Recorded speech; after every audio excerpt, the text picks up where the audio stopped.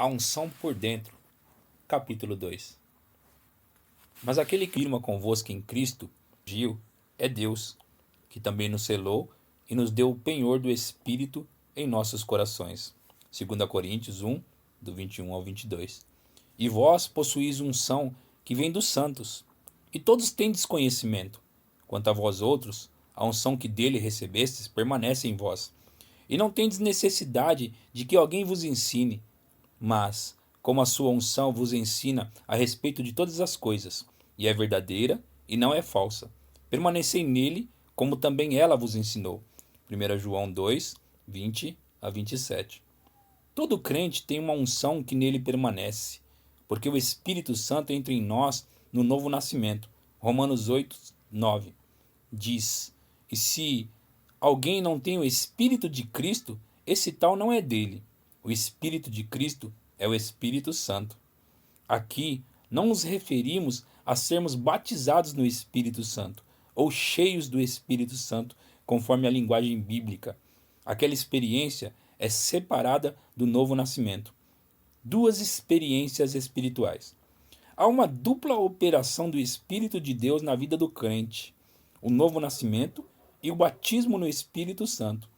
Quando Jesus estava ensinando a mulher à beira do poço de Samaria, disse: Aquele, porém, que beber da água que eu lhe der, nunca mais terá sede, para sempre.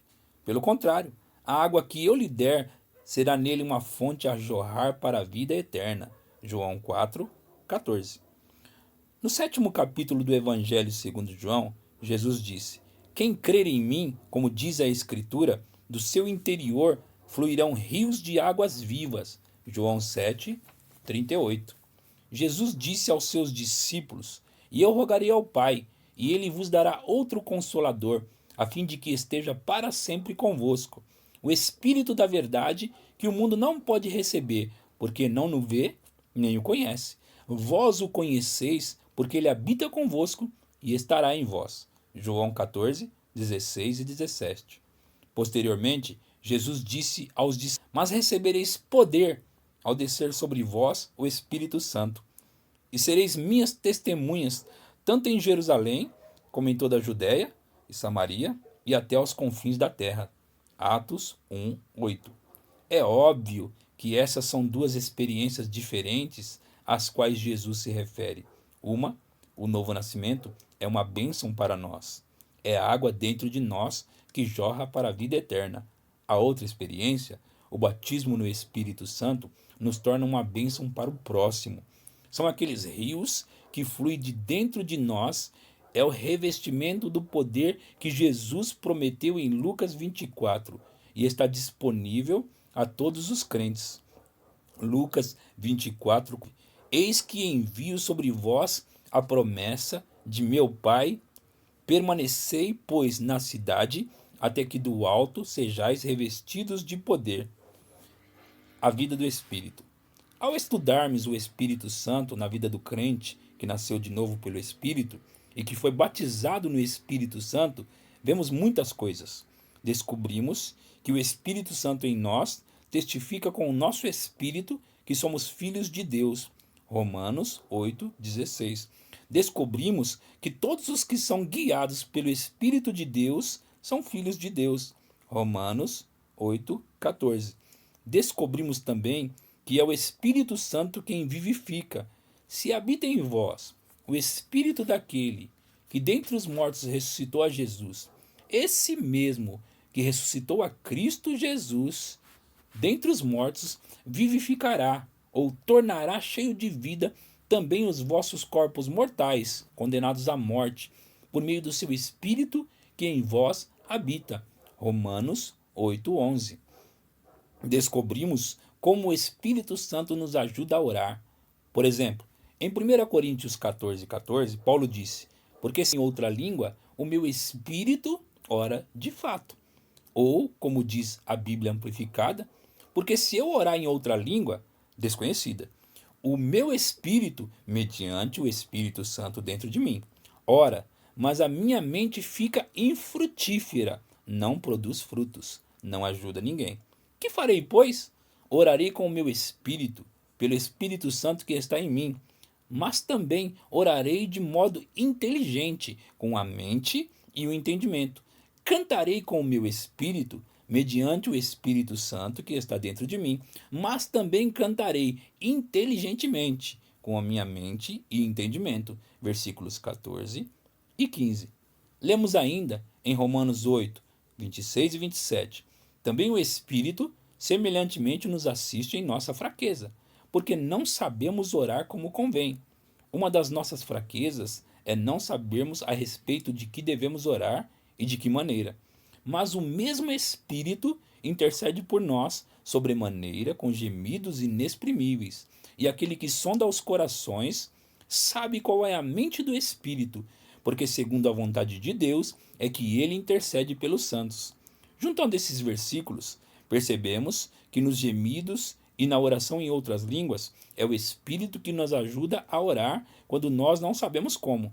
Mas ele sabe como. Graças a Deus, louvado seja Deus pelo Espírito Santo na vida do crente.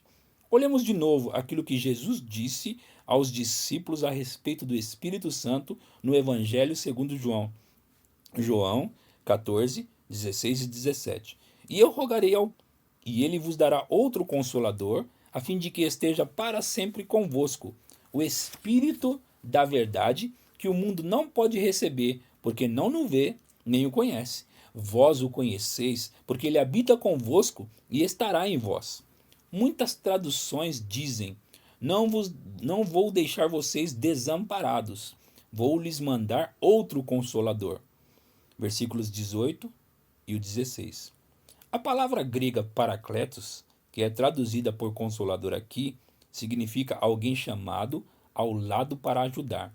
A tradução amplificada ressalta o sétuplo sentido da palavra grega nesse versículo 16. Significa consolador, conselheiro, ajudador, intercessor, advogado da defesa, fortalecedor, amigo fiel. E ele é tudo isso. O Espírito Santo como mestre. Além de nos ajudar a orar e a testemunhar, aquela unção nos ajuda por meio de nos ensinar. No versículo 17, Jesus chamou o Consolador de Espírito da Verdade. Acrescentou: quando, porém, vier o Espírito Consolador, que eu vos enviarei da parte do Pai, o Espírito da Verdade, que dele procede, esse dará testemunho de mim.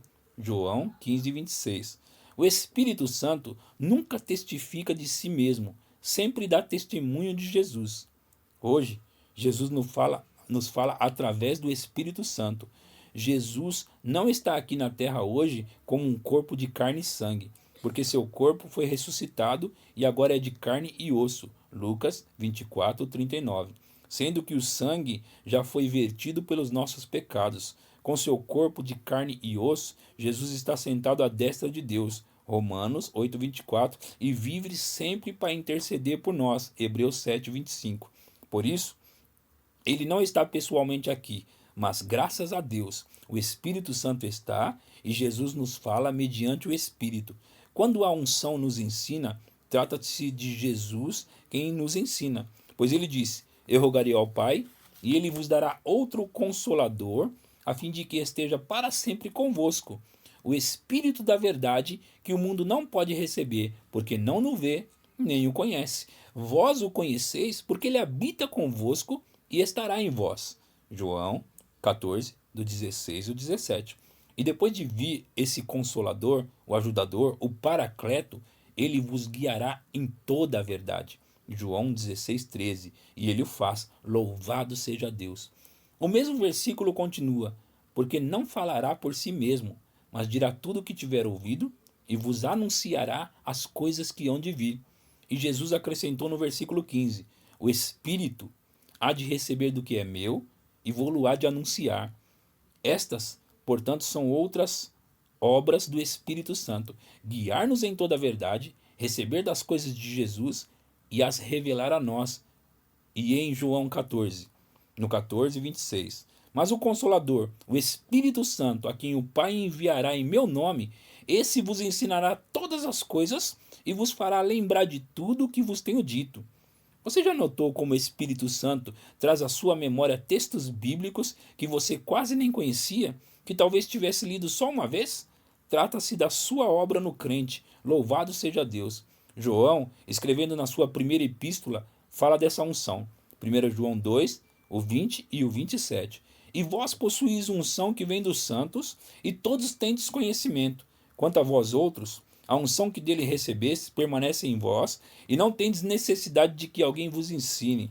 Mas como a sua unção vos ensina a respeito de todas as coisas, e é verdadeira e não é falsa, permanecei nele, como também ela vos ensinou. O Espírito da revelação.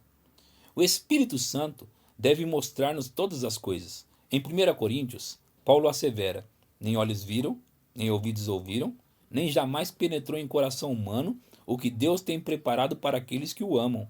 1 Coríntios 2,9. Muitas vezes lemos aquele versículo e acho que todos nós cometemos esse engano ocasionalmente e dizemos: ora, não é maravilhoso? Ele vai providenciar coisas que nunca vimos nem ficamos sabendo a respeito. Mas não é isso de modo algum que Deus está dizendo. O versículo imediatamente seguinte, pois diz: mas Deus vô-lo revelou pelo Espírito, porque o Espírito a todas as coisas perscruta, até mesmo as profundezas de Deus. Versículo 10. Aleluia! O Espírito Santo é um espírito de revelação. Ele há de receber do que é meu e vô-lo há de anunciar. João disse: recebestes uma unção e sabeis todas as coisas. A razão por que não sabemos mais do que sabemos é porque não escutamos aquele mestre. O Espírito Santo é o mestre. João escreveu ainda: e vós possuís unção que vem dos santos, e todos tendes conhecimento. Quanto a vós outros, a unção que dele recebestes permanece em vós. E não tendes necessidade de que alguém vos ensine, mas como a sua unção vos ensina a respeito de todas as coisas, e é verdadeira e não é falsa, permanecei nele, como também ela vos ensinou. 1 João 2, o 20 e o 27. Note que a unção que você recebeu da parte dele permanece em você. Onde? Em você. Isto não soa como aquilo que Jesus disse em João 14, 17? E eu rogarei ao Pai, e ele vos dará outro Consolador, a fim de que esteja para sempre convosco, o Espírito da verdade, que o mundo não pode receber, porque não o vê, nem o conhece. Vós o conheceis, porque ele habita convosco e estará em vós. Ele estará onde? Em vós. Automaticamente pensamos em 1 João 4,4. Maior é aquele que está em vós. Aqui, João se refere àquela unção do masculino. Aquele que ele é um ser divino. Maior é aquele que está em vós do que aquele que está no mundo. Duvido seriamente se alguém entre nós já aproveitou plenamente a presença daquele que habita em nós, ao ponto de viver segundo a plenitude de tudo quanto isso significa. Se ele de fato habita em nós, imediatamente perdemos o medo de qualquer coisa que está nesse mundo, porque temos dentro de nós alguém que é maior do que qualquer coisa no mundo. Sim, dizem as pessoas em tons de queixumes. Mas você não sabe aquilo que tem de aguentar. Não me importa o que você tem de aguentar. Ele é maior. Ele é mais grandioso. Em 1 João 2,27 vimos a expressão: não tendes necessidade de que alguém vos ensina. Isto não significa que Deus não colocou mestres na igreja. Significa que não precisamos de mestres. O Espírito Santo não se contradirá a si mesmo. Você já parou para pensar que quando um homem ensina sobre a inspiração do Espírito Santo, não se trata de um homem que nos ensina alguma coisa, é o Espírito Santo quem nos ensina? O Espírito Santo nos ensinará, e quando escutarmos a palavra sendo ensinada, o Espírito Santo também testificará com o nosso espírito se a doutrina for certa. Além da Bíblia, certo ensinador causou muitos problemas em determinada ocasião para um amigo meu que fora um mestre da Bíblia durante 35 anos. Meu amigo levara sua classe de estudantes da Bíblia para as reuniões desse homem, mas achou seu ensinamento cada vez mais errôneo. Finalmente, passou sua Bíblia ao homem, dizendo: você vai precisar me citar o capítulo e o versículo da sua doutrina. Vai precisar me mostrar na Bíblia onde você arrumou esse ensino. O mestre perambulante devolveu-lhe a Bíblia, dizendo: você não vai descobrir aquilo que eu estou pregando naquela coisa. Quando alguém começa a chamar a Bíblia de aquela coisa, está em graves apuros. Oh, não, ele explicou. Estou muito além daquela coisa. Quem chegou lá, além da Bíblia, e já ficou muito fora do Espírito Santo, porque a Bíblia diz que o Espírito e a Bíblia são um, concordam entre si, conforme João declara em 1 João 5,7. O que me deixou estupefato foi que meu amigo, um homem salvo, batizado no Espírito Santo, e um ensinador bíblico numa igreja do Evangelho pleno, deixou-se enganar por esse falso mestre e perdeu metade da sua classe. Por outro lado, uma jovem senhora chinesa que se convertera apenas 15 dias antes, numa campanha em pavilhão de lona, foi certa noite para uma das reuniões do mesmo mestre, mas ficou consciente de que ele estava ensinando coisas errôneas. Ela me disse: sabe, algo dentro de mim me dizia, não volte para lá. E nunca voltamos. Ela era ainda apenas uma criancinha cristã, nem sequer recebera o batismo no Espírito Santo, mas escutou o Espírito que estava dentro dela. Acho que o que nos acontece é que andamos segundo a nossa cabeça e não segundo o nosso espírito, depois de termos sido cristãos durante muitos anos. Frequentemente, a educação da nossa cabeça tem deixado o nosso espírito por fora. O Espírito de Deus nos ensinará. Era assim que o Espírito de Deus ensinava aquela chinesa. Isto não é certo. Não vá para lá. É claro que Deus colocou mestres nas igrejas. O ensino é um dos ministérios quíntuplos e é uma das maneiras que Deus nos ensina. Por outro lado, o mestre também está em nós. Ele nos deixará saber quando as coisas são certas e também quando não são certas. E todo crente tem em si aquela unção. Não precisamos orar pedindo-a, já a temos. Por que os cristãos são derrotados? Oh, como ele é real! Se as pessoas começassem a desenvolver aquela consciência do Espírito que nelas habita, logo que se tornam cristãs, ele se manifestaria, mas com demasiada frequência não foram ensinadas corretamente. Pensavam que tinham obtido uma experiência, insistiam em procurar obter outra experiência igual, mas não se tratava de uma experiência, de modo algum. Tratava-se de alguém, uma personalidade divina que viera habitar nelas, esse ser celeste, o Espírito Santo. Muitíssimas vezes temos sido derrotados porque não fomos ensinados a respeito disso, ou fomos ensinados para algo que não é assim e tivemos que desaprendê-lo. É muito mais difícil desaprender do que aprender.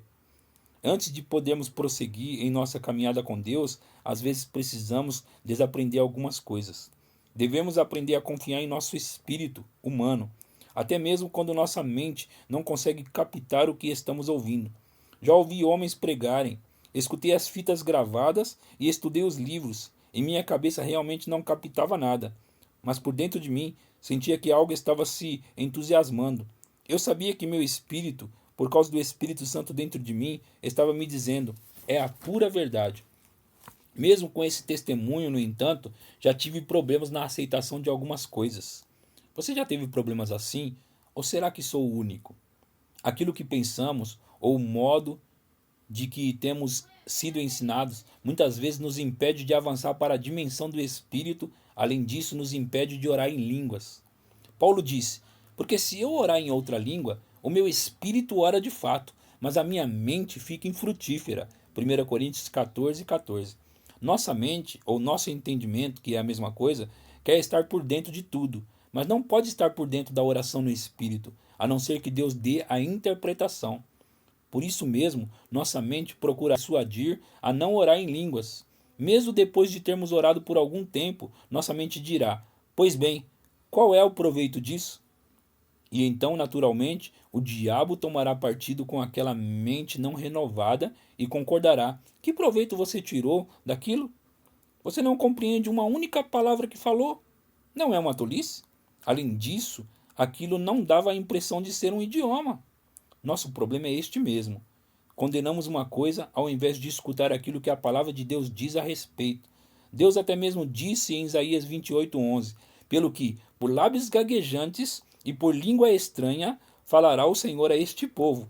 Portanto, bendito seja Deus. Se você apenas gaguejou, também foi a obra do Espírito Santo. Aceite-o e vá adiante com Deus. Tenha a experiência de receber mais e ele lhe dará mais. o templo de Deus. Já olhamos o seguinte texto: Filhinhos, vós sois de Deus, e tendes vencido os falsos profetas, porque maior é aquele que está em vós do que aquele que está no mundo. 1 João 4,4. Aqui João está falando a respeito do Espírito Santo que está em nós. Cristo em vós, a esperança da glória. Colossenses 1,27. Jesus habita em nós mediante o poder do Espírito. Em 1 Coríntios 3, Paulo emprega termos diferentes para dizer a mesma coisa que João. João diz: E vós possuís unção que vem dos santos, e todos tendes conhecimento. Quanto a vós outros, a unção que dele recebeste permanece em vós, e não tendes necessidade de que alguém vos ensine. Mas como a sua unção vos ensina a respeito de todas as coisas, e é verdadeira e não é falsa, permanecei nele, como também ela vos ensinou. 1 João 2, o 20 e o 27. E Paulo disse: Não sabeis vós que sois templo de Deus e que o Espírito de Deus habita em vós? 1 Coríntios 3,16. Olhe 1 Coríntios 6,19.